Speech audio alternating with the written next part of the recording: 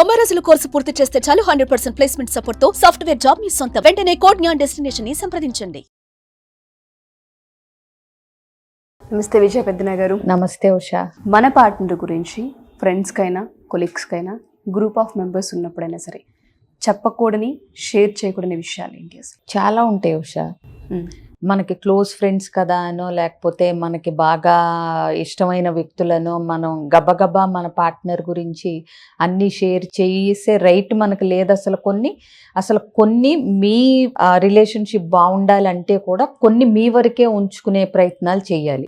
ఎంత క్లోజ్ అయినా సరే అంత గుప్పిటంతా తెరవాల్సిన పని లేదు. ఫ్రెండ్స్ ముందు కానీ క్లోజ్ వాళ్ళ ముందు కానీ ఎవరి ముందైనా సరే. మరీ విపరీతంగా ఏదన్నా బాధ ఉంటే కొన్ని షేర్ చేసుకోవచ్చు, అది వేరే విషయం. తప్పితే ఎస్పెషలీ కొన్ని చెప్తాను నేను. మీ పార్ట్నర్కు ఉండే ఇన్సెక్యూరిటీస్ ఏవైతే ఉన్నాయో అవి పనిగట్టుకుని మీరు షేరింగ్ అనే ఒక ప్రాసెస్లో ఎవరికి చెప్పాల్సిన పని లేదు. అంటే ఇప్పుడు ఆవిడ ఇంట్రావర్ట్ అనుకోండి, లేకపోతే అతను ఇంట్రావర్ట్ అనుకోండి, అలాంటివి ఆవిడ ఎక్కువ కలవదు అందరిలో. ఓకే, ఆవిడ నేచర్ చెప్పొచ్చు. ఏంటంటే ఇప్పుడు ఫ్రెండ్స్ అందరూ ఏంటి ఆవిడ ఎక్కువ మాట్లాడదు అంటే తను కొంచెం రిజర్వ్డ్, తన టైపే అంతా అని ఆవిడ మీద నెగిటివ్ ఇంప్రెషన్ రాకుండా ఉండటానికి చెప్పే పాయింట్ వేరు, కంప్లైంట్ లాగా చెప్పటం వేరు. ఏదైనా ఎగతాళిగా కాకపోయినా కంప్లైంట్ లాగా తను అసలు మాట్లాడదు, ఎక్కడికి వచ్చినా అలా కామ్గా కూర్చుంటది అని నెగిటివ్ వేలో కాకుండా తను కొంచెం మితభాషి, మొదట్లో కొంచెం కలవదు కానీ కొంచెం అలవాటు అయితే పర్లేదు, బాగా కలిసిపోద్ది అన్నారనుకోండి, అది గుడ్ థింగ్. సో అవతల వాళ్ళు కూడా ఈవిడికి టైం కావాలన్నమాట, నలుగురిలో మింగిల్ అవటాక అనేది తెలుస్తుంది. ఆవిడైనా అతనైనా సరే, ఎవరి గురించి అయినా సరే, మనం భార్య భర్త పార్ట్నర్ గురించి మాట్లాడదాం మనం. అట్లాగే కొంతమందికి కొన్ని ఇన్సెక్యూరిటీస్ ఇట్లాగే కొన్ని ఏదన్నా అంటే ఉంటాయి. కొంతమందికి నలుగురిలోకి వచ్చేటప్పుడు చాలా బాగా రెడీ అయ్యి రావాలని ఏం రారు, కొంతమంది క్యాజువల్ గా వస్తుంటారు. అది కూడా వీళ్ళకి ప్రాబ్లమే. అసలు రెడీ అవ్వటం చేత కాదు పార్ట్నర్కి అన్నట్టుగా చెప్పటాలు ఇలాంటివన్నీ. సో వాళ్ళని వాళ్ళలాగా ఉండనిచ్చి అదే వాళ్ళ నేచర్ అని మనం పక్కన వాళ్ళకి చెప్తే ప్రాబ్లం ఉండదు. సో ఎనీ అదర్ ఇన్సెక్యూరిటీస్, వేరే చాలా ఇన్సెక్యూరిటీస్ ఉంటాయి. ఇవన్నీ కొంతమందికి మొహమాటం ఉంటుంది, లేకపోతే కొంతమందికి వాళ్ళు షేర్ చేయరేది, రిజర్వ్డ్గా ఉంటారు. సో ఏ ఇన్సెక్యూరిటీస్ ఉన్నా కొంతమందికి, ఇప్పుడు చూడండి నైట్ కార్ డ్రైవ్ చేయటం అంటే కొంతమందికి నచ్చదు. నేను జెంట్స్ని కూడా చూశాను అంత కంఫర్టబుల్గా ఫీల్ అవనాలని. సో దాన్ని ఎగతాళిగానో అంటే చులకనగానో అదేంటి నైట్ డ్రైవ్ చేయటానికి మా వారికి భయము, ఇలాంటి అంటే కొంచెం తక్కువ చేసి మాట్లాడటం అనేది వాళ్ళ ఇన్సెక్యూరిటీస్ గురించి ఇదొకటి అవసరం లేదు. ఇంకొకటి ఫైనాన్షియల్ స్టేటస్, అంటే ఇంత వస్తుంది అంత వస్తుంది లేకపోతే ఎంత వస్తుంది అనేది షేర్ చేయాల్సిన పని లేదు. అసలు వాళ్ళు అసలు అవతల వ్యక్తులు అడిగితే కూడా మనం మాట దాటేయచ్చు. అలాంటిది పనిగట్టుకుని మాకు అంత వస్తుంది ఇంత వస్తుంది, లేకపోతే మా ఆయనకి సంపాదించడం చేత కాదు, లేకపోతే మా ఆవిడ ఉద్యోగం చేయనంటది, ఇట్లా కంప్లైంట్స్ లాగా ఫైనాన్షియల్ ఇష్యూస్ కూడా ఎవరికి అవసరం లేదు. మన జీవితాల గురించి ఎంత వచ్చినా అంతలో చక్కగా సరిదిద్దుకుంటా కాపురని మీరు ఉండాలి తప్పితే ఎస్పెషలీ షో ఆఫ్ కోసమో లేకపోతే ఎక్కువ వస్తే, తక్కువ వస్తుంటే చులకనతోనో సరిపోవట్లేదనే ఒక అసంతృప్తినో నలుగురిలో వ్యక్తపరచాల్సిన పని లేదు. అవతలాళ్ళు క్లోజ్ కదా అని. అలాగే వాళ్ళిద్దరి ఇంటిమసీ విషయాలు, అంటే ఫిజికల్ ఇంటిమసీ విషయాలు కానీ, బెడ్రూమ్కి సంబంధించిన విషయాలు కానీ, సెక్షువల్ రిలేషన్షిప్కి సంబంధించిన విషయాలు కానీ షేర్ చేయాల్సిన పని లేదు. ఏదన్నా ప్రాబ్లం ఉంటే కన్సర్న్డ్ పర్సన్ని కన్సల్ట్ చేయటం తప్పితే దాని గురించి షేర్ చేయాల్సిన పని. ఇంకోటి హ్యాబిట్స్ గురించి కానీ, అలవాట్ల గురించి కానీ. ఇప్పుడు కొంతమందికి అతి శుభ్రత అలవాటు. సో ఎప్పుడన్నా చూడండి, ఫ్రెండ్స్ కూడా మనకి కొంతమంది క్లోజ్గా ఉంటారు, మనం చెప్పినా జడ్జి చేయని ఫ్రెండ్స్ ఉంటారు. అలాంటి వాళ్ళతో ఏదో ఎప్పుడన్నా ఊరికే ఒక జోక్గా ఒక మాట అనటం అది వేరే విషయం. కానీ మీరు ఇంకొకటి ఎలా చెప్తున్నారు అవతలాళ్ళకు కూడా అనేది ఉంటుంది. సరదాగా ఊరికే ఒక విషయంగా చెప్తున్నారా, లేకపోతే మీ పంచుకుంటున్నారా, మీకున్న బాధల్ని పంచుకుంటున్నారా, లేదా ఎంతసేపు చాడీలలాగా కంప్లైంట్స్ లాగా చెప్తున్నారా అన్న దాన్ని బట్టి కూడా ఏ విషయం చెప్పొచ్చు, ఎంతవరకు చెప్పొచ్చు అనేది కూడా డిపెండ్ అవుతుంది. సో అలాగే ఫిజికల్ ఇంటిమసీ విషయాలు అసలు షేర్ చేయాల్సిన పని లేదు. అలాగే హ్యాబిట్స్, కొంతమందికి వాళ్ళకి కొన్ని అలవాట్లు ఉంటాయి.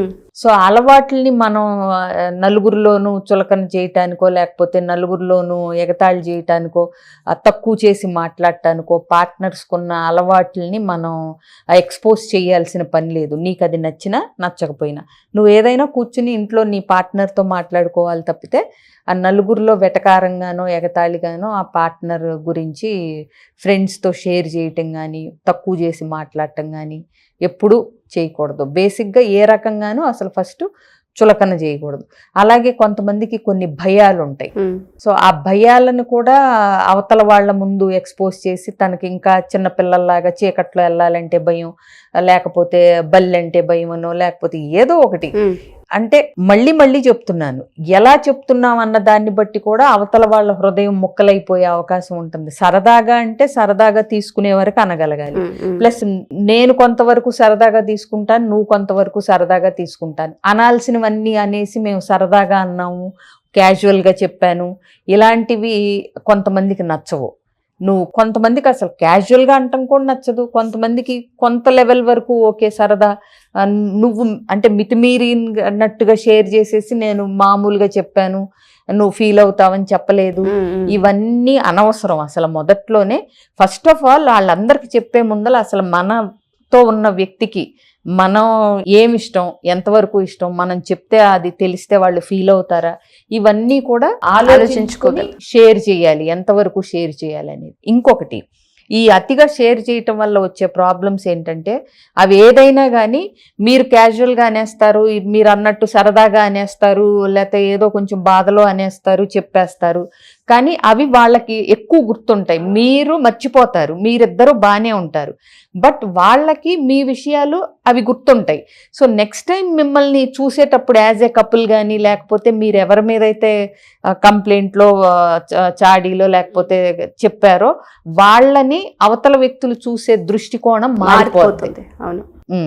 సో కొంచెం చులకన భావం రావటం, లేకపోతే వాళ్ళిద్దరూ ప్రాపర్ కపుల్ కాదని వాళ్ళ ఫీల్ అవ్వటం. ఇప్పుడు బాగా క్లోజ్ వాళ్ళు అనుకోండి, అరే వీళ్ళిద్దరూ సరిగ్గా లేరు, ఎందుకో ఇలా ఉంటున్నారు అని ఫీల్ కూడా అవుతూ ఉంటారు వీళ్ళు చెప్పేదాన్ని బట్టి. అవునా? సో కాబట్టి ఏంటంటే ఏదైనా కొన్ని విషయాలని మనతోనే ఉంచుకోవాలి. ఆర్థిక విషయాలు కానీ, సంసారం విషయాలు కానీ, ఏదన్నా తేడాలు ఉన్నా కానీ, లేకపోతే తల్లిదండ్రుల విషయాలు ఏదన్నా మనకి అత్తమామలతో గొడవలు అవుతున్నా కానీ, ఏదైనా పర్సనల్కి ఉంచుకుంటే ఉన్నంత గౌరవం ఊరికే బట్టబయలు చేసేసుకుంటే ఉండదు.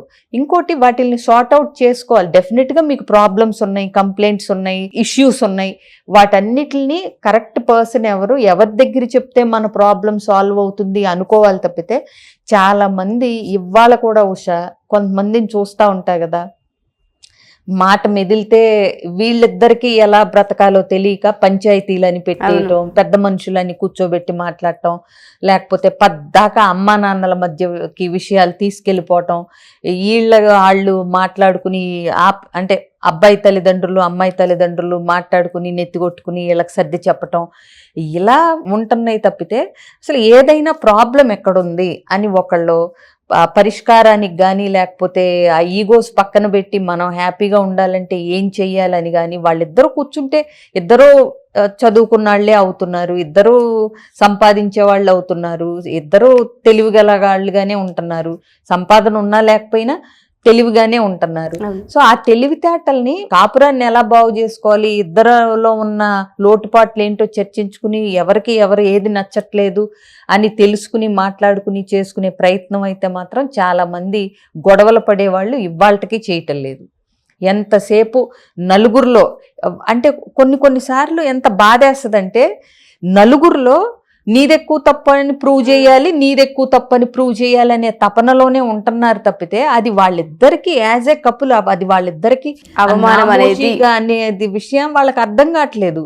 నువ్వు తప్ప నేను తప్ప, నువ్వు ఎక్కువ తప్పు అని వాళ్ళు ప్రూవ్ చేయాలనుకోవటం, మరి నీదే ఎక్కువ తప్ప నీళ్ళు ప్రూవ్ చేయాలనుకుంటాం, అది నలుగురు ముందల. ఈ మధ్య కొత్తగా కొంతమంది ఏంటంటే మాకు వాళ్ళు తెలుసు, మాకు వీళ్ళు తెలుసు, పొలిటీషియన్స్ వాళ్ళు తెలుసు వీళ్ళు తెలుసు. తెలిస్తే ఏంటి, మీ కాపురాన్ని వాళ్ళు ఏం చేయగలుగుతారు? అవునా? సో బేసిక్గా మీ కాపురం బాగుండాలంటే ఏది చెయ్యాలన్నా మీ ఇద్దరి చేతుల్లోనే ఉందనేది ఫస్ట్ పాయింట్ తెలుసుకోగలగాలి.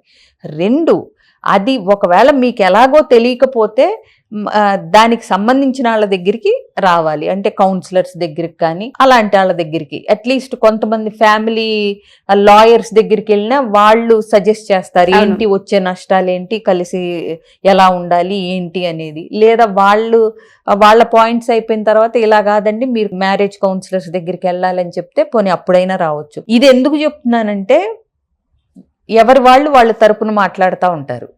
అవునా? సో కౌన్సిలర్స్ అంటే they are mostly, counsellor duty ఏంటంటే నాన్ జడ్జిమెంటల్గా వాళ్ళ సంసారంలో వాళ్ళిద్దరి మధ్య ఉన్న సమస్య ఏంటి, దానికి ఎవరు కారణం, ఎవరు ఎట్లాంటి యాటిట్యూడ్స్తో ఉన్నారు, రూట్ కాజెస్ ఏంటి, వాళ్ళు పెరిగొచ్చిన వాతావరణాలు ఏంటి, ఇవన్నీ ఆలోచించి వాళ్ళకి ఏదో వాళ్ళ ప్రాబ్లం ఏంటో వాళ్ళే తెలుసుకునేలాగా చేస్తారు. మిగతా వాళ్ళందరూ చేసేది ఏంటంటే సలహాలు మాత్రమే ఇవ్వగలుగుతారు. ఎగ్జాక్ట్లీ. సో ప్లస్ వేరే వాళ్ళ రికమెండేషన్లతోనో కండిషన్స్తో కూడిన కాపురాలు నడవు. అయితే నీ యాటిట్యూడ్స్లో మార్పు రావాలి. అసలు క్లియర్గా ఒక రిలేషన్షిప్ పర్మనెంట్గా సస్టైన్ అవ్వాలంటే 3 Cలు కంపల్సరీ ఉండాలి. Communication, commitment, compromise. అసలు కాంప్రమైజ్ అనే పదం అదేదో ఒక చెడ్డ మాట, ఒక బూతు మాట, కాంప్రమైజ్ అవ్వటం ఏంటి అనేది ఉంటే గనక అసలు కుదరదు. ఇప్పుడు అన్ని సార్లు నీకు నచ్చినట్టుగానే లైఫ్ ఉండదు. అవునా? ఇద్దరూ చేయాలి కాంప్రమైజ్లు. ఎవరో ఒక్కళ్ళనే చేయమంటలా. కొన్నిసార్లు నువ్వు చేయాలి, కొన్నిసార్లు అవతలాలు చేయాలి. అసలు కాంప్రమైజులు లేని జీవితమే లేదు. నీకు నువ్వే బోల్డ్ కాంప్రమైజులు చేసుకోవాలని ఉంటాం. అలాంటిది నువ్వు ఇంకొకరితో కలిసి ఉండాలనుకున్నప్పుడు తప్పకుండా ఇద్దరు కాంప్రమైజులు అయితే చేసుకోవాలి. అంతే తప్పితే అన్ని విషయాలు తీసుకెళ్లి నలుగురిలో బయట పెట్టేసి నలుగురిలో ఈ గొడవలు అయినప్పుడు కూడా నలుగురికి చెప్పాల్సిన పని లేదు. ఇంకోటి, ఈ గొడవలు ఎంత నలుగురిలో చెప్తే అంత నలుగురిలో మీరు చులకనైపోతున్నారన్న సంగతి గుర్తుపెట్టుకోండి. చాలామంది ఉన్న ప్లేసులు మారిపోయి అపార్ట్మెంట్లు వేరే ప్లేసెస్కి వెళ్ళి తీసుకుని ఉన్నాళ్ళు ఉన్నారు. ఎందుకు? ఇక్కడ అవమానపడిపోయామని ఫీల్ అయిపోయి. సో అందుకని చాలా విషయాల్లో భార్యాభర్తలిద్దరూ చక్కగా ప్రాబ్లమ్స్ ఉంటాయి, వాటిని సాల్వ్ చేసుకోవటానికి నలుగురిలో పెట్టుకునే బదులు వాటిని పరిష్కరించుకోవటానికి వేరే మార్గాలు చాలా ఉన్నాయి. అసలు చాలా మార్గాలు మీ చేతుల్లోనే ఉన్నాయి అనేది గమనించితే పద్దాక భార్య మీదో భర్త మీదో నలుగురికి కంప్లైంట్ చేయటము, లేకపోతే ఫ్రెండ్స్కి అతిగా షేర్ చేయటము, ఫ్యామిలీ మెంబర్స్కి చెప్పటం. కొంతమంది ప్రతిదీ తల్లికో తండ్రికో పూసగుచ్చినట్టు చెప్తారు గొడవ అయినప్పుడల్లా. అసలు అవసరం లేదు. థర్డ్ పర్సన్ ఇన్వాల్వ్మెంట్ మీ జీవితంలో అవసరం లేదు. అలా అని ముఖ్యమైన విషయాలు చెప్పుకోవాలి. తల్లిదండ్రులకు కాకపోతే ఎవరికి చెప్తారు? అవునా? కాకపోతే ఎంతవరకు చెప్తున్నారు అనేది ఉంటుంది. ఇంకోటి, ఆ తల్లిదండ్రుల విజ్ఞతను బట్టి కూడా ఉంటుంది. వాళ్ళు ప్రతి విషయంలో దూరిపోయి సలహాలు ఇచ్చేసే వాళ్ళు అనుకోండి, వీళ్ళకి ఇంకా మసాలా ఎక్కించినట్టే ఉంటుంది. అందుకని ఎప్పుడూ కూడా మీ విషయాలు మీతోనే పెట్టుకోండి. ఎగ్జాక్ట్లీ. మీకు ప్రాబ్లం ఉంటే మీరిద్దరూ సాల్వ్ చేయటానికి మాట్లాడుకోండి, సాల్వ్ చేయటానికి ట్రై చేయండి. చేయలేకపోతే ఎవరినన్నా సంబంధిత ఎక్స్పర్ట్స్ని, కౌన్సిలర్స్ని కలవండి.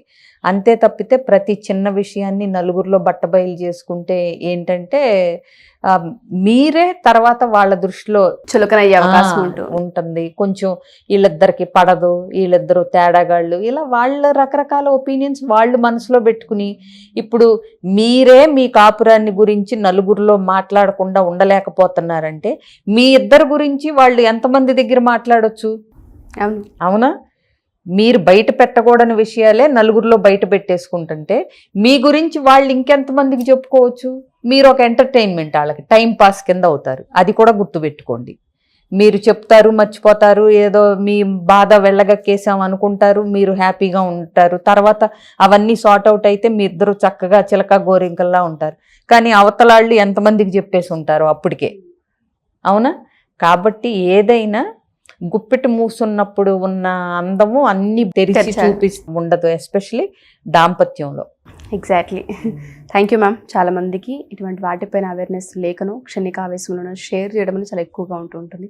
వాళ్ళందరికీ కూడా ఇది అవసరం. థ్యాంక్ యూ విజయపెద్దన గారు. Thank you so much.